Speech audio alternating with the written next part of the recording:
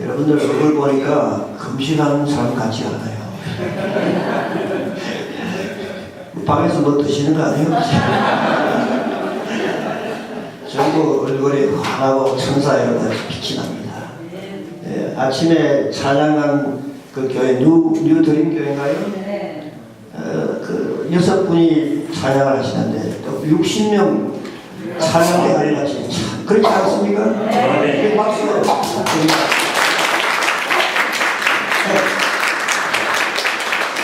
주 하나님 넓고 큰 은혜, 그 은혜로운 찬양 참 힘있게 불러주시면 제가 은혜 많이 받았습니다. 네, 여러분들도 금식하기만은 절대 시들지 않고 피곤하지 않고 때를 따라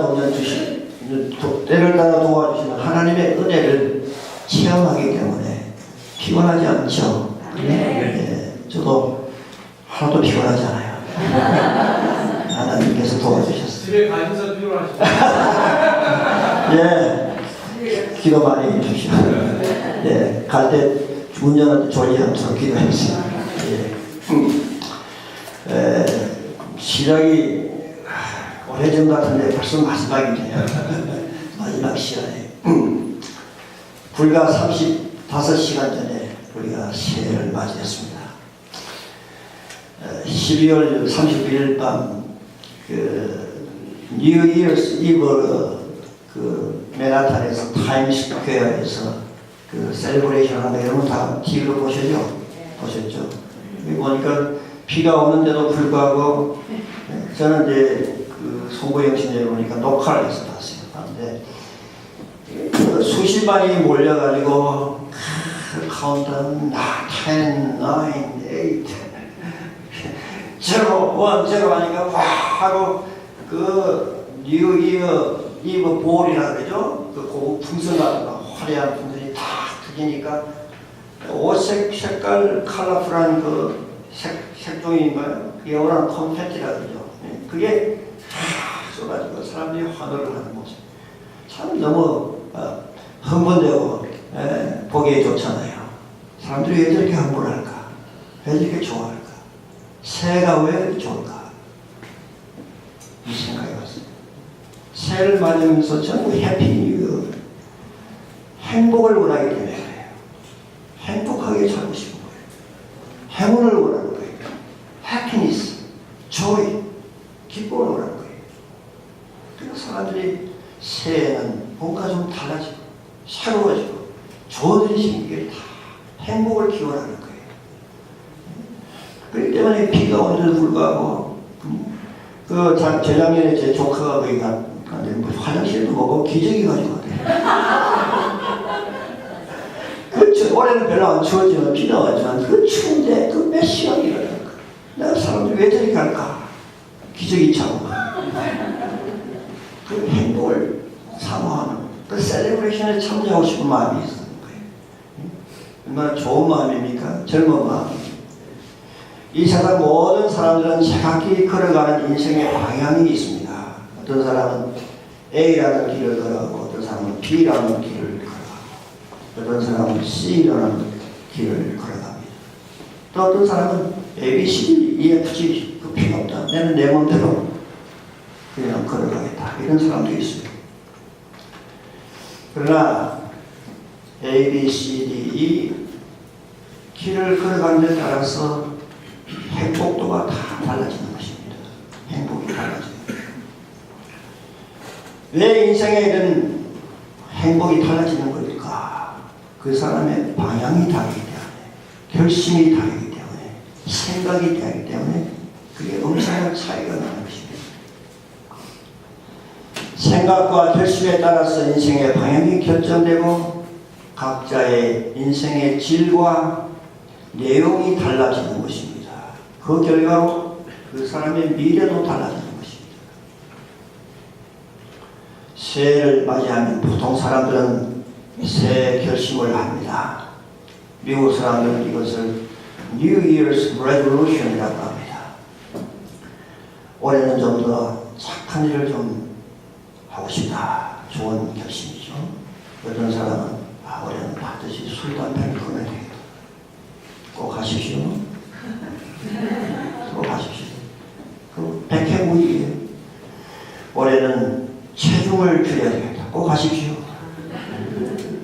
올해는 LA 피트니스나 엣지 피트니스 클럽에 등록을 해서 운동을 열심히 저도 해보니까요 작심삼일입니다.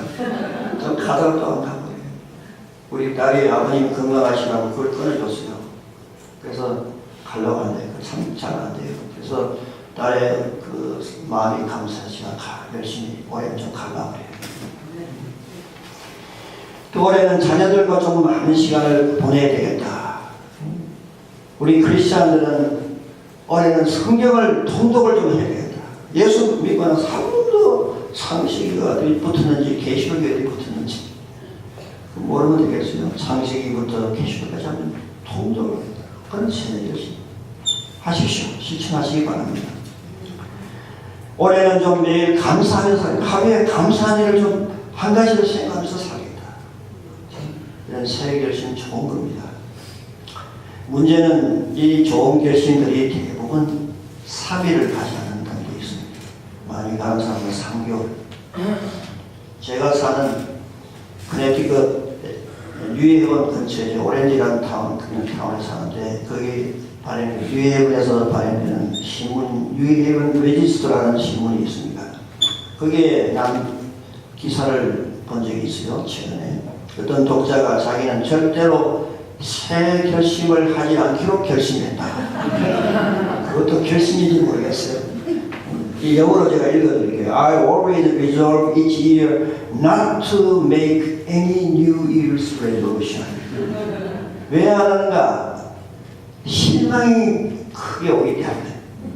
자기 자신에 대해서 실천을 못하니까. 실망할 일이 없으니까 아예 새 결심 안 하게 되는 거예요. 이 사람이 영어로 이렇게 썼어요. That way I never get disappointed. 새 결심 안 하면 실망할 일이 안 생기니까 아예 결심 안 하겠다는 거예요. 그것도 별로 좋은 거 아니에요. 결심을 해요. 아무것도 안 하면 더 나쁜 거죠. 그래서 사람은 인생을 살아갈 때 내가 어떻게 살 것인가를 생각해 보면서 방향과 목표를 결심하고 결정하고 살아야 합니다. 물론 그렇게 안 하고도 살 수 있어요, 여러분. 그러나 그 차이는 엄청난 것입니다. 분명한 인생의 방향 설정과 목표 설정에 대해서 결심을 하고 사는 사람하고 아무런 인생의 목적과 방향을 설정하지 않고 그냥 흘러가는 대로 될 대로 되라, 개쓰라세라 엄청난 차이가 있습니다. 철학에서는 이 두 가지 차이를 이렇게 구분합니다. 아무런 인생의 목적과 방향 없이 그냥 흘러가는 대로 사는 사람을 영어로 말하면 just merely existing 그냥 존재하는 거예요. 그냥 여기 존재하고 있는 거예요. 그러나 반면에 분명한 인생의 방향과 목적을 설정하고 의미를 발견하면서 사는 것을 living live 그러면 그냥 산다 얘기해요. 그거는 정말 live 이렇게 표현하는데 옛날 우리나라 속담에도 이런 것이 있었죠. 사람이면 사람이냐 사람이라면 사람이지. 무슨 뜻인가 아세요? 사람이면 사람이냐 사람이라면 사람이지. 사람 잼됨이가 바로 돼야 그 사람이 사람이지. 사람이라고 다 사람이냐 사람이라면 사람이지. 참 좋은 속담이 아니겠어요? 그래서 질문해 볼 필요가 있어요. Am I existing or living? 내가 그냥 존재하는가? just merely existing 하느냐 아니면 really living을 하느냐? 큰 차이가 있어요. 새해를 맞이한 지금 우리 각자 자기 자신에게 여러분 한번 물어보시기 바랍니다. 단순히 존재하는 것하고 참으로 가치 있는 삶, 의미 있는 삶을 사는 것하고는 분명한 차이가 있습니다. 분명한 차이가 있습니다. It's a big difference. 예수님께서 이 문제에 대해서 이런 말씀을 하신 적이 있습니다. 요한복음 10장 10절에 내가 온 것은 내 양으로 하여금 생명을 얻게 하고 더 풍성히 얻게 하려는 것이다. 예수님께서도 이와 같이 이 세상에 오신 분명한 목적과 방향이 있었어요. 이 세상에 오실 때 결심하고 오셨어요. 그 목적이 무엇입니까? 곧 우리 양들에게, 예수를 믿는 성도들에게 생명을 주는 거예요. 영생을 주는 거예요. 그 생명을 주는 데서 끝나지 않고 풍성한 생명을 주신다 했어요. Abundant life. 풍성한 생명을 주시기 위해서 예수님이 오신 목적이 거기에요. 우리가 이 세상에서 단순히 존재하면서 세상 물결 흘러가는 대로 세상 여론 따라, 세상 흐름 따라, 유행 따라, 친구 따라 강남가는 그런 사람으로 살아라 하신 예수님이 그렇게 말씀하신 적이 한 번도 없어요. 여러분 그 성경에서 찾아봤어요? 하나님이 우리를 하나님의 형상으로 창조하신 다음에 너 세상에 나가지고 적당히 살다가 와 그랬어요? 하나님이? 네 멋대로 마음대로 돌아다니다가 살다가 오라 그렇게 말씀하신 적이 있어요? 하나님이 우리 인간을 창조하실 때 분명한 플랜, He's a plan, 계획이 있어요. He's a 목적이, purpose, 딱 목적이 있었어요. 하나님은 우리를 인격적으로 창조하셨어요. 하나님과 영광스러운 교제를 나누시기 위해서 창조하셨어요. 우리가 하나님의 피조물로서, 인격을 가진 피조물로서 창조주 하나님을 기억하고 전도서에 있는 말씀처럼 창조주 하나님을 기억하고 그분께 영광 돌리라고 우리를 창조하신 것입니다. 믿습니까? 그래서 예수 안 믿는 사람들은 그렇다 치더라도 소위 기독교 신자로서 예수 믿는다고 하면서 우리 성도들이 인생의 목적과 방향 그걸 잘 생각해 보지 않고 그 생각 없이 그냥 이 세상에 존재하고 예수님이 여기에서 말씀하시고 약속하신 풍성한 삶을 모르고 그런 삶에 대해서 상관없이 별로 체험하지 못하고 존재하고 있다면 그것은 참 불행이요 비극이에요. 예수 믿는 거 시간 낭비예요. 시간 낭비예요. 그래서 내가 오늘 물어봐야 돼요. Am I just existing or really living? 영어 공부해볼까요? 따라하세요. Am I just existing or really living? 아, 발음 좋으시네요. 이때 영어 써야 연재 쓰겠어요. 그래서 여러분 한국말로 따라합시다. 내가 그냥 존재하는가? 내가 참으로 풍성한 삶을 살고 있는가? 우리가 질문해봐야 됩니다. 내 자신에게 질문하면서 기도하시기 바랍니다. 오늘 본문 요한복음 17장은 대제사장의 기도문입니다. 예수님은 우리의 대제사장이 되십니다.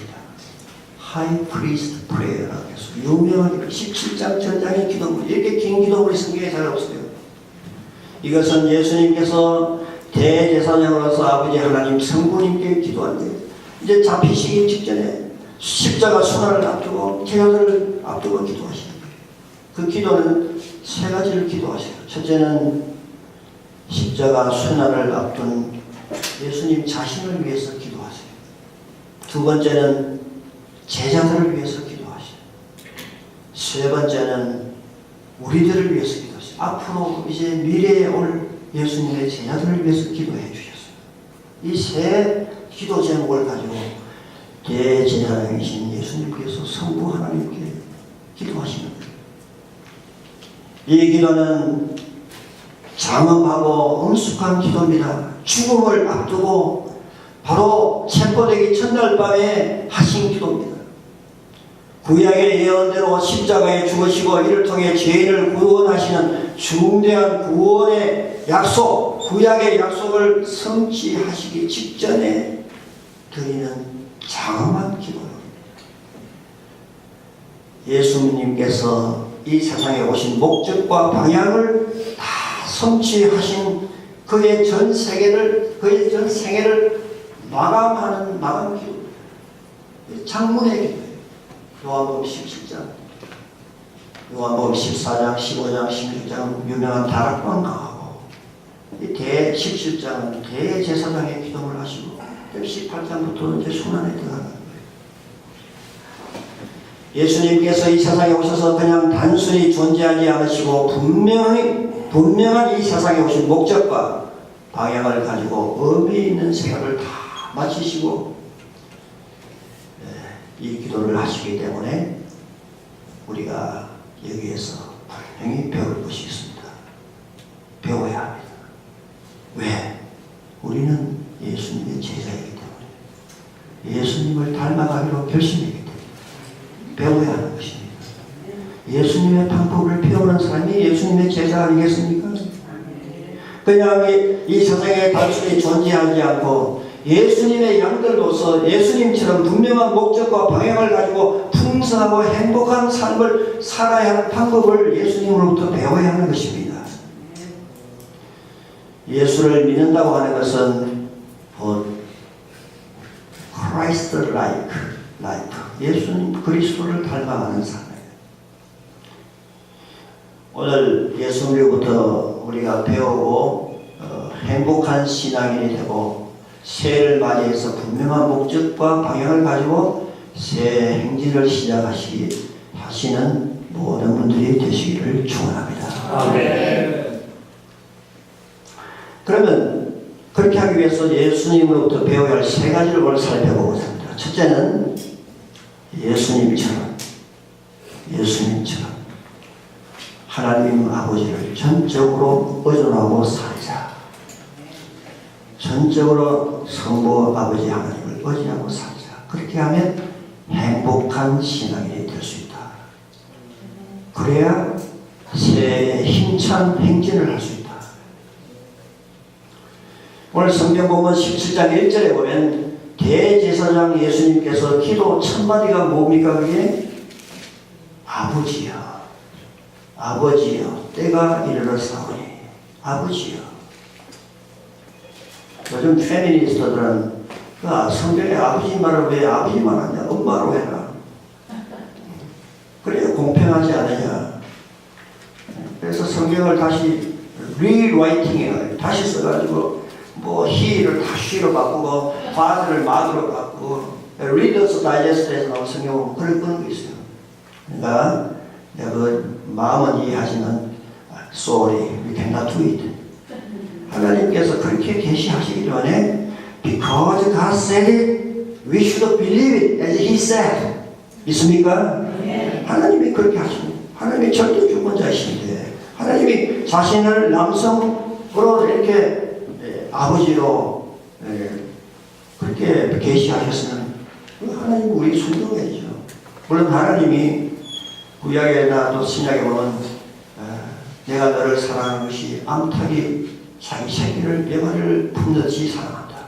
암탉처럼 엄마처럼 계시하신 부분도 있습니다. 여러분 너무 실망하지 마세요. 어쨌든 지금 대제사장이 기도를 하시면서 아버지요, 첫마디가 아버지예요. 때가 이르렀사오니.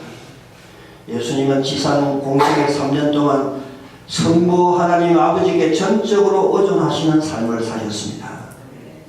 성부 하나님께서 성자 예수님을 이 땅에 보내신 목적을 분명히 알고 사셨습니다. 그래서 성부 하나님께 수시로 기도했어요. 아버지요, 내 기도를 주옵소서. 그렇게 기도하셨어요. 그리고 성부의 뜻에 따르시고 그에 순종하는 삶을 살았습니다. 십자가를 수단을 놔두고 게셈마니에서 피땀 흘려 기도하실 때도 할 수만 있으면 이 잔을 내게서 옮겨 주옵소서. 그러나 Not my will, but your will. 내 뜻대로 마옵시고 아버지의 뜻대로 하옵소서. 항상 아버지의 뜻을 따르세요. 예수님이 십자가에 달려섰습니다. 십자가에 달려서서 7가지 말씀을 하셨어요. 그걸 가상치는이라고 하잖아요. 가상, 십자가, 높을 상자. 영어로 말하면 seven words on the cross.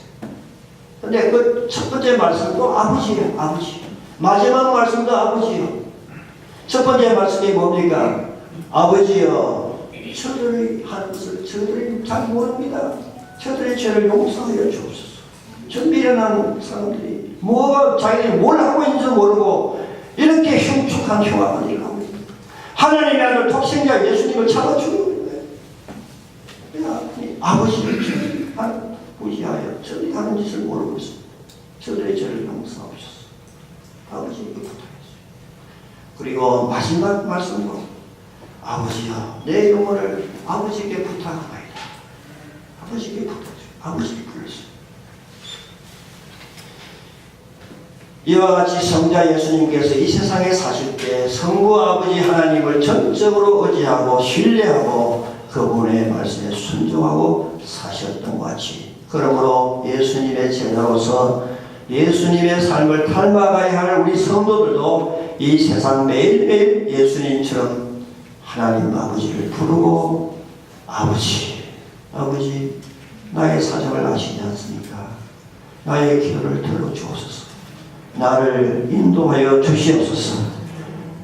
저를 지켜주시옵소서.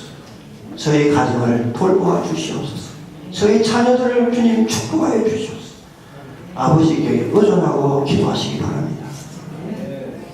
요한복음 5장 19절에 보면 성자 예수님께서 성부 하나님 아버지께 전적으로 의지하는 모습을 보여줍니다.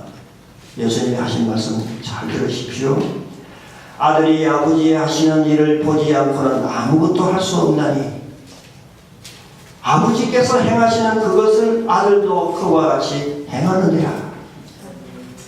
다시 한번, 아들이 아버지의 하시는 일을 보지 않고 아무것도 할 수 없나니 아버지께서 행하시는 그것을 아들도 그와 같이 행하느니라. 그런데 감히 우리가 하나님 아버지를 떠나서 이 세상에서 당자와 같이 살아서 되겠습니까? 나는 자존심 상하게 하나님 아버지 의지 않고 내 독립적으로 내 머리도 좋고 내 건강도 좋고 젊었는데 내 마음대로 내 힘대로 살겠습니다. 내 마음대로 살겠습니다. 이렇게 하면 여러분은 탕자의 삶을 사는 거예요. 탕자의 삶. 제가 어제도 말씀드렸지만 3.1 기념 독립선언문도 좋고 미국 인디펜던트 데클레이션 독립선언도 좋지만 여러분 제발 하나님을 향해서 독립선언문 낭독하지 마시기를 바랍니다. 하나님을 향한 독립선언문 그거 절대 쓰레기통에 버려야 돼요. 그런 사람들이 얼마나 많습니까? 하나님이 여러분을 해코지합니까? 여러분을 구속합니까? 여러분을 화를 줍니까? 왜 하나님으로부터 독립을 하려고 해요? 여기 계신 분은 아무도 그런 분이 없는 줄 믿습니다. 그래서 우리는 이 세상 잠시 살다가 정말 갈 사람인데 탕자가 아버지 집에 나갈 때 아버지 나는 재산 주시오 독립선언문 낭독하고 그 돈 좀 받아가지고 나갔다가 술 먹고 방탕하고 재산 탕진하고 끝내는 돼지우리에 가서 돼지가 먹는 쥐염염에 먹다가 문득 아버지 생각이 나고요. 아버지 집에 있을 때는 좋은 거 먹었는데 지금 돼지 구중물 먹고 있습니다. 그래도 그 성경에 보면 돌이켜라는 말이 나와요. 그 당자가 돌이켰어요. 회개하는 거예요. 회개하면 아버지는 용서해 주시는 거예요. 받아주시는 거예요. 아버지의 사랑이 얼마나 큽니까 여러분? 그래서 우리는 이와 같이 돼지 구중을 먹는 그런 인생을 살아서 되겠습니까? 하나님 아버지를 떠나면 세상에 나가서 돼지 구중을 먹어 사는 거예요. 우리가 행복한 신앙이 되어서 분명한 목적과 방향을 가지고 새 행진을 하려고 하신다면 무엇보다 우리 하나님 아버지를 절대적으로 의지하고 신뢰하고 그분의 말씀을 순종하고 정말 지금까지 우리가 잘못했다면 회개하고 하나님의 품으로 돌아가는 우리가 되어야 하겠습니다. 이 찬송가 한번 부릅시다. 317장 새 찬송가 527장 어서 돌아오고 어서 돌아오고. 아버지가 문 열어놓고 기다리시는 우리 성부 하나님을 기억하시면서 이 찬송을 부릅시다. 어서 돌아오고 어서 돌아오고 지연제나 우리 무엇도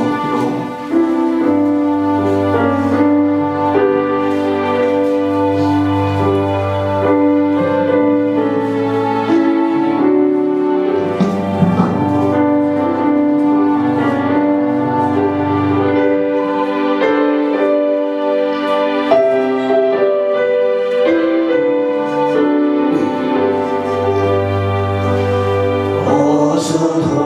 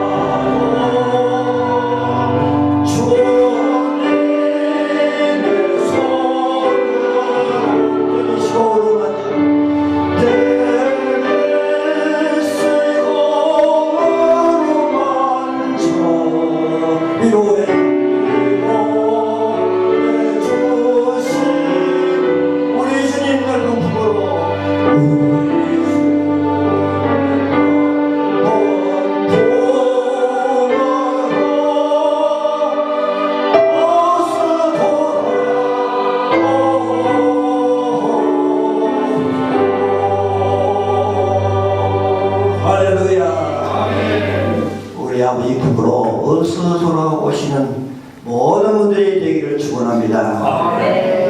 유명한 작곡가 멘델스존 여러분 다 아시죠? 그분이 독일의 큰 캐시드럴 성당에 새 파이프 올간이 도착했다는 소식을 들었어요. 그래서 그가 그 새로운 아주 멋있는 촌 파이프 올간이 보고 싶어서 그 성당을 찾아갔어요. 찾아가서 보니까 어떤 젊은 그 교회 올가니스트 반주자가 그걸 연주를 하고 있어요. 연습을 하고 있어요. 아무도 없는데 그 교회 생초리에서 그 연주를 하고 있어요. 그 연주하는 곡목을 보니까 멘델스존 자기가 작곡한 곡을 연주하고 있어요. 그래서 참 자기가 감명을 받고 보다가 그 젊은 올가니스트가 연습을 한국을 다 마치는 때까지 기다렸다가 그 옆으로 찾아갔어요. 보세요. 제가 혹시 이 오르간 한번 좀 연주해 볼 수 있을까요? 잠깐만. 탁 이 젊은이가 꼬라고 나가나요? 째려보면서 당신 누군데? 이 오르간이 얼마나 비싸고 이제 새로 도착했는데 당신 같은 사람이 이 오르간 손대면 안 돼요. 안 됩니다. 가십시오. 그래서 할 수 없이 멘델스존이 물러나서 이제 밖으로 나가려고 하다가 그래도 이까지 왔는데 한번 꼭 연주해보고 싶고 그 오르간을 한번 만져보고 치고 싶고 가고 싶은 거예요. 그래서 다시 가서 이 여보의 젊은 분 내가 이렇게 멀리서 왔는데 한번 오르간 칠 수 없을까요? 그러니까 이 젊은 오르간이스트가 화를 팍 내면서 고함하시면서 아까 안 된다고 했잖아요. 왜 자꾸 나이 많은 사람이 한번 말하면 알아듣지 않냐. 자꾸 젊은이를 괴롭혀요. 좀 날 leave me alone. 그렇게 하는 거죠. 그래서 아무 소리도 못하고 또 이제 돌아서서 멘델스존이 나갑니다. 그 생추리 밖을 나가니까 그래도 이 음악하는 사람이니까 그 멋있는 오르간 파이프 오르간 한번 연주해보고 싶은 거예요. 이런 좋은 키보드 말이죠. 오늘 우리 반주하시는 분을 위해서 박수를 한번.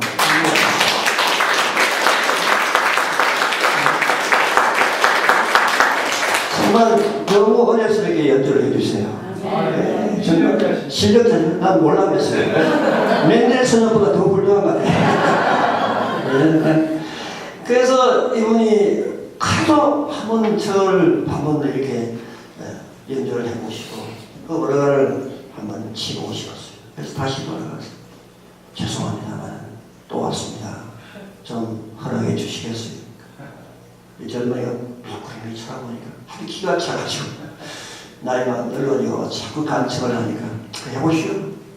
그리고 자기는 참머리 떨어져서 성당 문 입구에 있어서 그 사람이 뭐 어떻게 하는가 하고 마지못한 표정으로 보고 있는 거예요. 근데 멘델스존이 그 오르간 앞에 앉아서 파이프 오르간에서 촥 연주를 하는 거예요. 아니 그러니까 이 젊은이가 놀래 작아져가지고 작아지지 않고 멘델스존 앞으로 팍 달리기 100m 안에 달려오는 거예요. 달려가서 Sir, who are you? 당신 누구세요? 도대체 당신 누구세요? I am 멘델스존. 잡아진 거예요, 이 사람이. 정말. 그때 기절 촉구하는 거예요. 죄송합니다. 제가 선장님 얼굴 한 번도 뵌 적이 없고, 요즘 TV도 없고 하니까, 볼 수도 없고, 유튜브도 없고 하니까 알 수가 있어야지. 그래서 몰라 뵙습니다. 죄송합니다.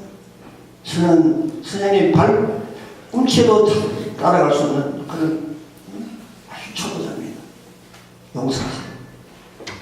그렇게 사죄했어요. 여러분의 인생의 키보드를 누가 연주해 주셔야 하겠습니까?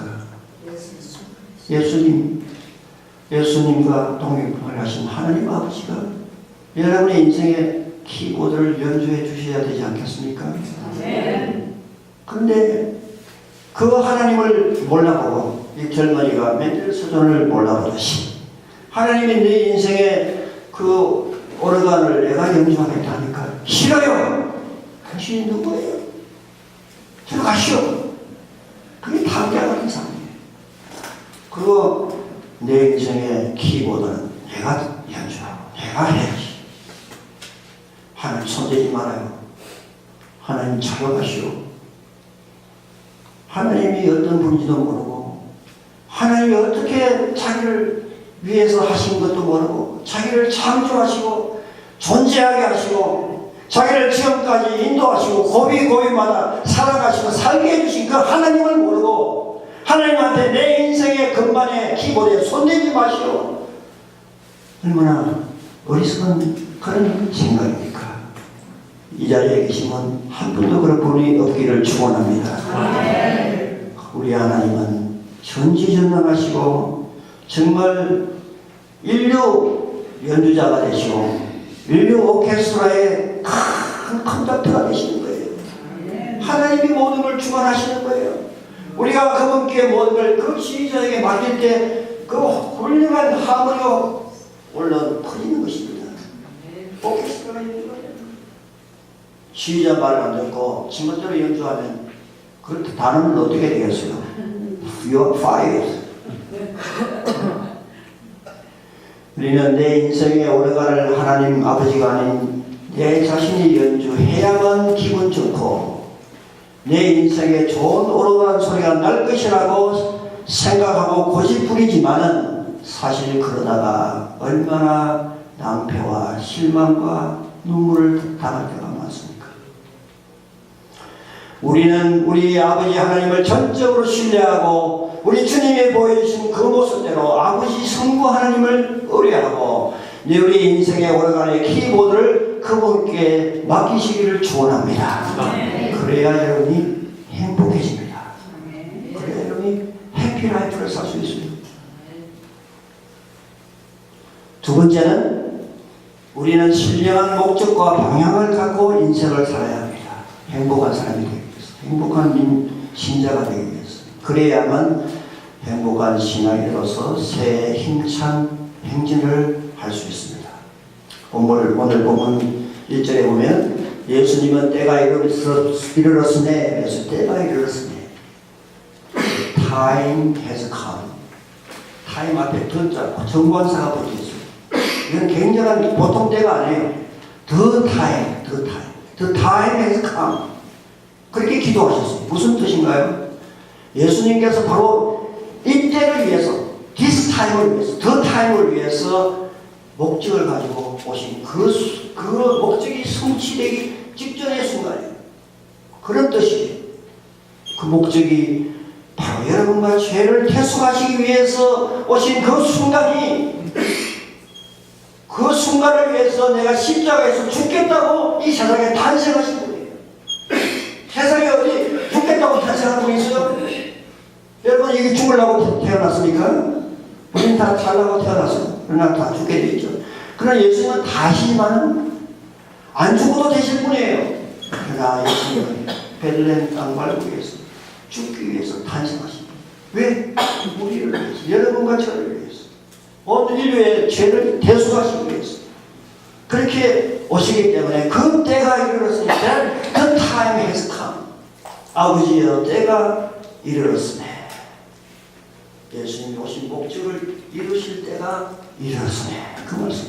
그런 기도를 하고 있습니다. 한 주간 전에 우리 메리 크리스마스 성탄절 잘 맞으셨죠, 여러분? 예수님은 베들레헴 여인 속에 마구간에 있는 나무로 만든 말구 위에서 탄생하셨습니다. 그리고 생애의 마지막에 십자가에서 죽으실 때도 나무 십자가에 달려 돌아가셨습니다. 여기 나무 십자가 있죠. 이 나무 맞죠? 이 나무가 왜 예수님하고 관계가 있을까? 또 예수님 목숨이 나무와 가까웠어요. 근데 여기에는 구속사적인 깊은 의미가 담겨 있습니다. 출애굽기 15장에 보면은 이스라엘 백성들이 광야에서 목말라서 헤매다가 발견한 물이 마라의 썰물 아니었어요? 마라란 말은 히브리 말인데 비트니스 썰물. 그 물이 광야를 헤매다가 가보아서 달려가서 물이라 하고 보니까 마셔보니까 이 도무지 이상하게 써서 마실 수가 없는 거야. 이건 식수가 아니에요. 음료수가.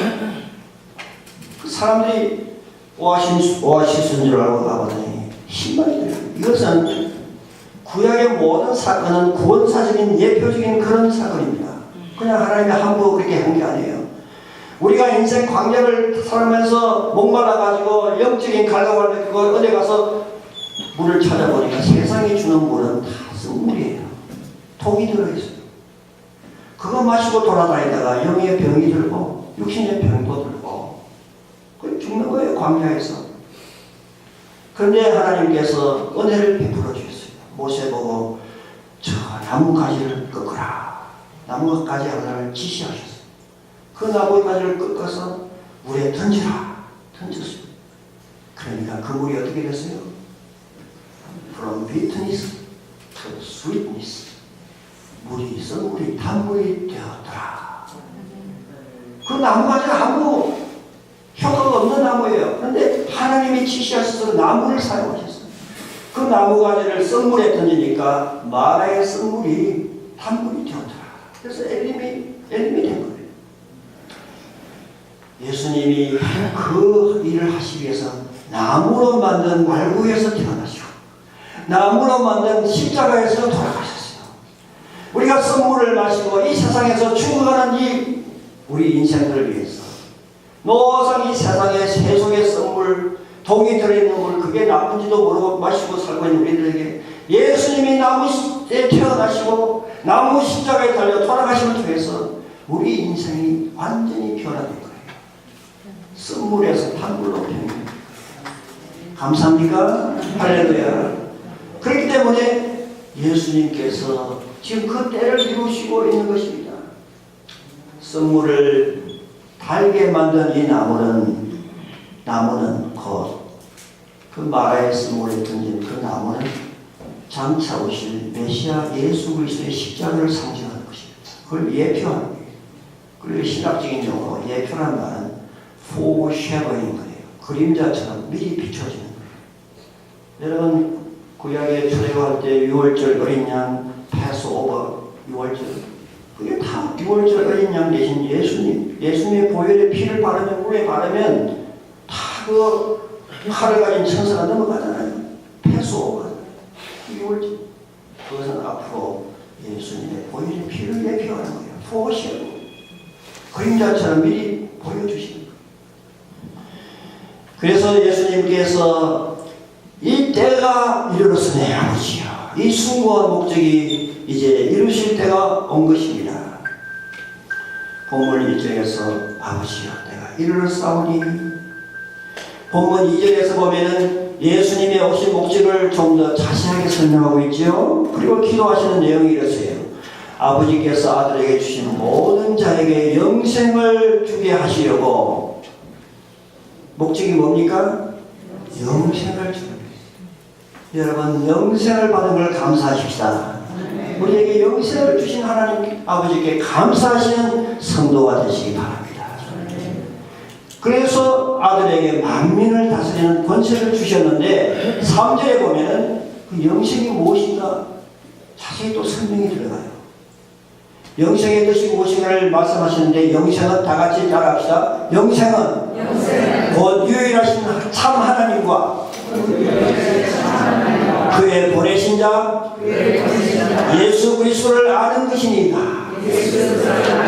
만약에 안다고 하니까 그냥 안다, 그냥 난리지로 생각하는데, 원래 이 성경에서 기노스코, 그리그로 헬라어로 기노스코, 또 히브리 말은 야다라는 게 안다는 것은 그저 알아, 내가 예수 알아, 이거 아니에요. 안다는 것은 intimate relationship, 주님과 영적 깊은 교제를 하는 거예요. 그게 안다는 거예요. 여러분, 지식적인 이런 신앙 가지고는 우리가 구원받을 수 없잖아요. 체험적인 신앙이 돼요. 주님과 intimate relationship을 가지고 깊은 교제를 가지고, 여기에 영생은 유일하신 참 하나님과 그의 보내신 자 예수 그리스도를 내가 체험적으로 경험하고 깊은 교제를 나눈 것입니다. 이게 영생이란 말이에요. 믿습니까? 예수님은 이렇게 분명하게 신령한 목적을 가지고 이 세상에 오셔서 공생애를 사시다 가셨습니다. 예수님의 제자된 여러분도 예수님처럼 이 세상을 살아갈 때 신령한 목적을 가지고 살아가시길 바랍니다. 우리가 신앙인으로서 그 목적을 이룰 때가 있어야 합니다. 그런데 그 때가 오기 위해서는 먼저 우리가 신령한 목적과 방향을 결정을 해야 됩니다. 우리가 단순히 이 세상에 존재하는 것이 아니라 예수님의 참 제자들로서 빛과 소금의 역할을 감당할 목적과 방향을 세우고 살아야 한다는 말입니다. 교회 생활 잘하고, 봉사 생활 잘하고, 전도 생활 잘하고, 부재 생활 잘하고, 이웃을 위해서 소금과 빛의 역할을 수행할 목표와 그 목표가 이루어질 때를 위해서 준비하고 힘쓰고 헌신하고 사는 여러분이 되시기를 바랍니다. 그래야만 행복한 신앙이 될 수 있어요. 그래야만 행복한 신앙이 될 수 있어요. 새해에 신령한 목표가 있는 사람이 행복한 신앙인입니다. 그래야 새 행진을 힘차게 출발할 수 있는 줄로 믿습니다.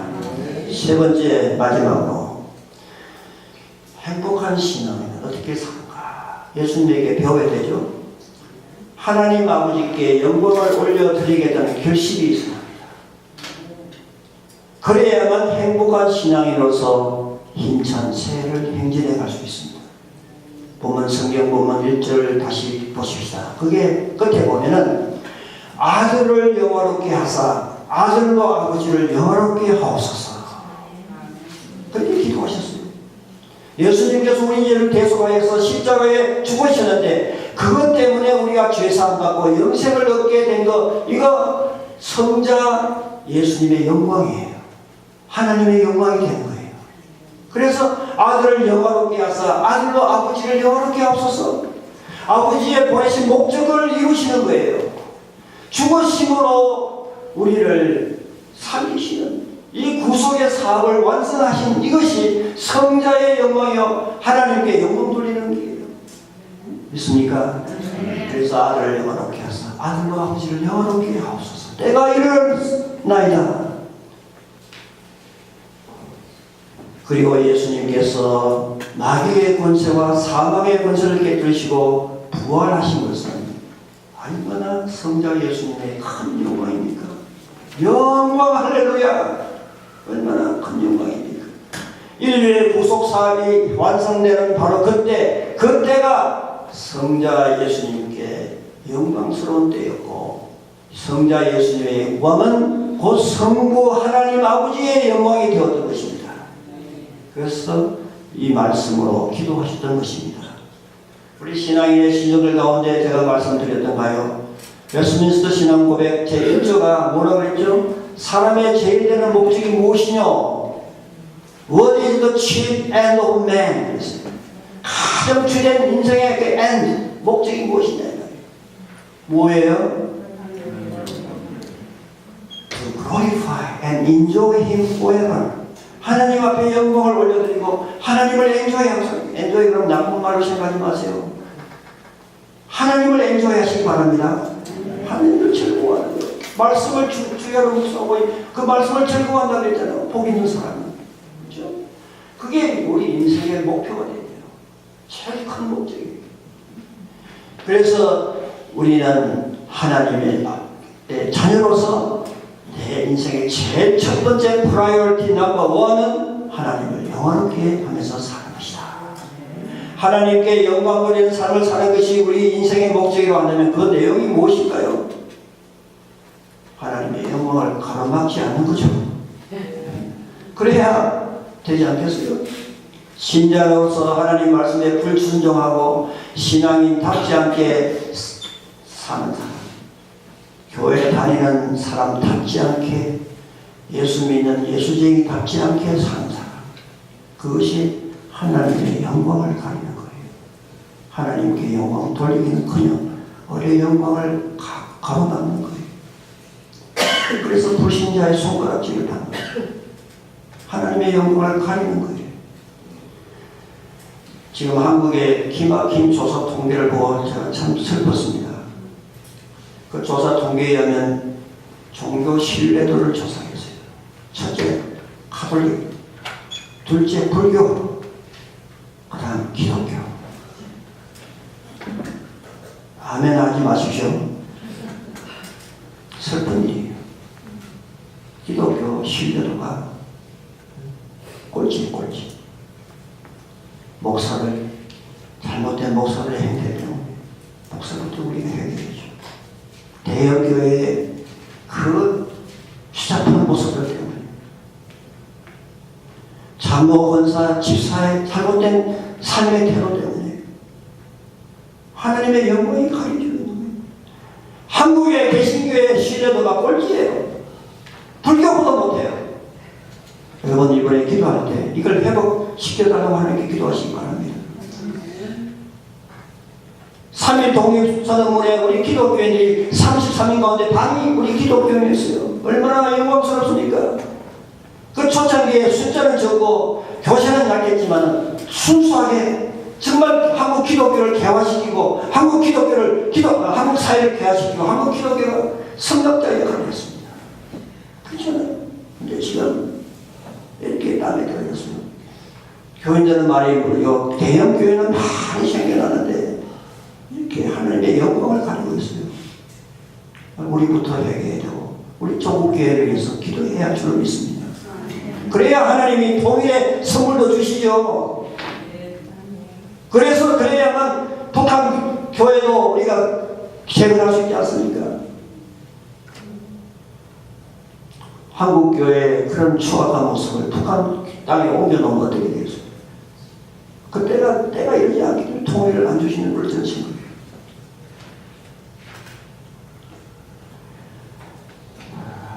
교회에 다니는 사람이 신앙인으로서 예수님의 향기를 드러내고 그 말과 행실과 인격과 삶을 통해서 예수님의 참 제자의 모습을 드러내면 그것이 바로 하나님 아버지를 영광 돌리고 영원하게 하는 줄 믿습니다. 그것이 예수님께서 우리에게 말씀하신 세상의 빛과 소금의 역할을 감당하는 것이에요. 어제 우리 보험단장 되시는 강 목사님이 구원을 사유화하지 말고 공공성을 가지고 바로 이 말씀과 연결된다고 합니다. 우리가 개인 영성도 분명히 해야 합니다. 우리가 보험에 충만해야 돼요. 그거 안 하고 그냥 사회계획하면 안 돼요. 그렇지만 내 개인에서 보험 주문해서 만들고 끝나면 안 돼요. 예수님이 왜 빛과 소금의 역할을 했습니까? 빛은 어둠을 밝히는 겁니다. 소금은 조미료 역할도 하고 방부제 역할도 해요. 사회에 나가면 맛없는 이 세상, 인생에 맛이 없는 사람들이 조미료 역할을 하는 거예요. 그 다음에 썩어가는 이 사회 부패, 소금이 들어가면 썩지가 않아요. 그렇잖아요? 그래서 예수님의 말씀처럼 예수님이 뭐라고 하신지 아세요? 마태복음 5장 17절에 너희는 세상의 빛이라. 우리 같은 죄인 보고 예수님이 너희는 세상의 빛이라. 황송스러운 거예요. 왜? 예수님의 보혈의 피로 거듭나고 거듭하심을 체험을 받았기 때문에 예수님이 우리에게 이런 사명을 주신 겁니다. 너희는 세상의 빛이라. 어제 말씀드렸나요? 산 위에 있는 동네가 숨기지 못할 것이요. 산 위에 있는 동네, 한국에는 산 동네가 참 나쁘지만 미국 오니까 산 동네가 고급집이더라고요. 그렇잖아요? 근데 그 일본나라에 가면 산에 집들이 많아요. 그 산에 있는 집들 그거 다 보여줄 수 있고 보이잖아요. 그거 숨길 수가 없어요. 그 예수님이 그 말씀을 하십니다. 그런 그렇게 사람들에게 잘 보여야 해요. 그래서 미국의 금융중심과 정치인들은 이런 사상이 있습니다. 우리 미국이 세계의 리더로서 영적 제사장의 역할을 하고 산 위에 있는 동네처럼 비추는 그런 역할을 하는 좋은 생각 아니에요? 그런 프리덤 파이터, 정말 이 하나님의 주신 인권과 자유를 위해서 싸운 이 나라가 미국이다. 그러니까 한국이 어디 붙어 있는지, 코리아가 어디 있는지 알지도 못하는 그 6.25 때 미국 젊은이들이 다 보내서 거기 와서 죽었지 않아요? 약 4만 명이 죽었어요. 약 7만 명이 부상을 입었어요. 코리아가 어디 있는지 거기가 죽을 이유가 뭐예요? 그 가치 때문에. 인권의 가치, 공산주의를 막아야 하고 자유를 수호해야 한다는 그 가치 때문에. 저는 하나님 앞에 감사해요. 북한에 가보면 너무 불쌍해요. 같은 민족인데 북한 사람들 우리보다 죄가 많을까? 저는 그렇게 생각합니다. 지도자를 잘못하냐. 김일성이라는 지도자를 잘못하냐. 스탈린의 사주를 받아. 그 지도자를 잘못 만났기 때문에 이런 고생을 하는 거예요. 참 그 법은 또 사이비 종교를 믿는 나라 같아요. 김일성이 그냥 신. 이런 것을 볼 때 참 우리가 감사해야 돼요. 남한에 여러분 살고 있고 남한에 살다가 미국 유학도 오고 이민까지 와가지고 이렇게 자유롭게 찬송하고 기도하고 자유롭게 신년 금식 성약 한다고 이렇게 자유롭게 달라고 이 자유에 있어도 아는 사람이지만 감사할 일이 아닙니까? 네. 여러분 하나님께서 살아가셔서 정말 메카드 장군이 인천 상륙 작전을 해서 그렇게 하고 미군이 상륙하고 미군이 6.25 참전함을 통해서 낙동강까지 공산군이 내려가는데 적화 완전히 되기 일보 직전에 우리나라를 구원해 주신 거예요. 그거 안 했으면 지금 여러분이나 저나 미국에 오지도 못하고 김정은 밑에서 김정은 사랑합니다 이러고 있을 거예요. 안 그러면 죽으니까 그 나라에서 얼마나 감사합니까? 근데 그것도 모르고 지금 한국에서는 양키 고음 은혜를 몰라요. 메카드를 점검이라고 동상에 침을 뱉고 물었더니 참 불쌍해져. 제일 나쁜 것이 은혜를 모르는 거예요. 하나님의 은혜를 모르고 이웃의 은혜를 모르는 거예요. 우리 젊은이를 위해서 기도해야 합니다. 우리 한국의 젊은이를 위해서. 그 영혼들을 위해서 기도해야 돼요. 바울 사도에서도 고린도전서 10장 31절에 보면은 그런즉 너희가 먹든지 마시든지 무엇을 하든지 다 하나님의 영광을 위하여 하라 그랬습니다. Do it all for the glory of God. 모든 것을 하나님 영광을 위해서 하라 그랬습니다.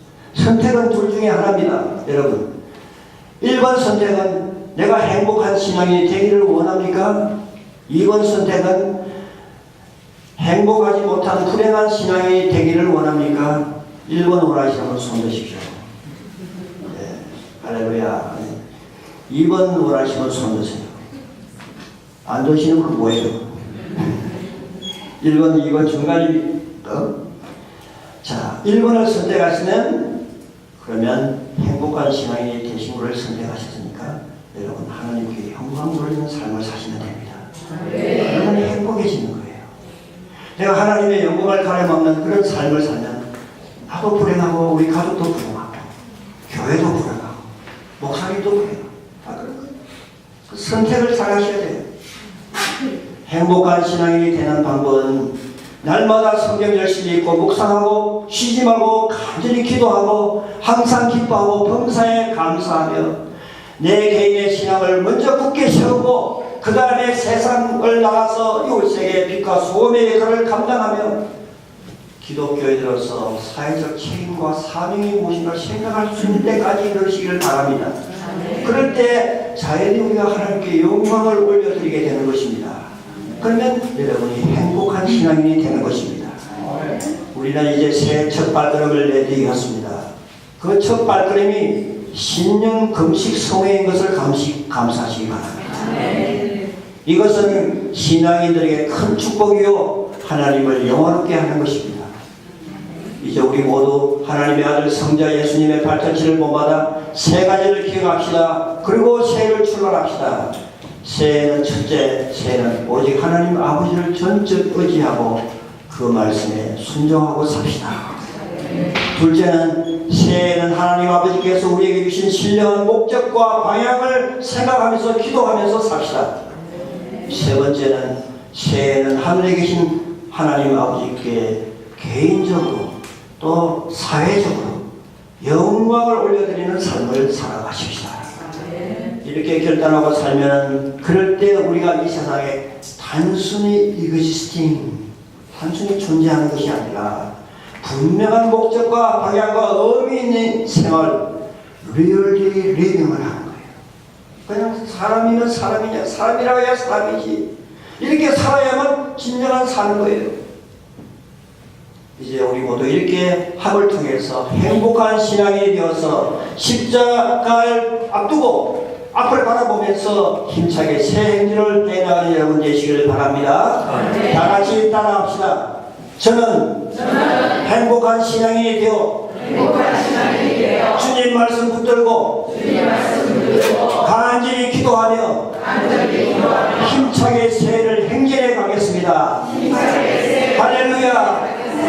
우리 찬송가 부릅시다. 찬송가 539장. 새 찬송가는 몇 장인지 모르겠는데 십자가를 질 수 있나? 결단의 찬송 우리 다 같이 부릅시다. 우리 찬송가를 519장.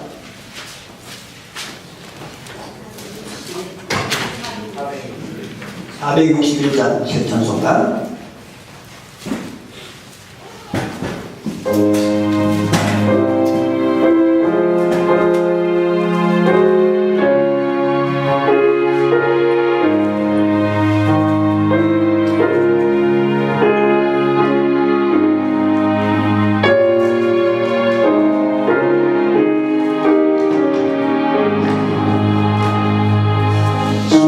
십자가를 질 수 있는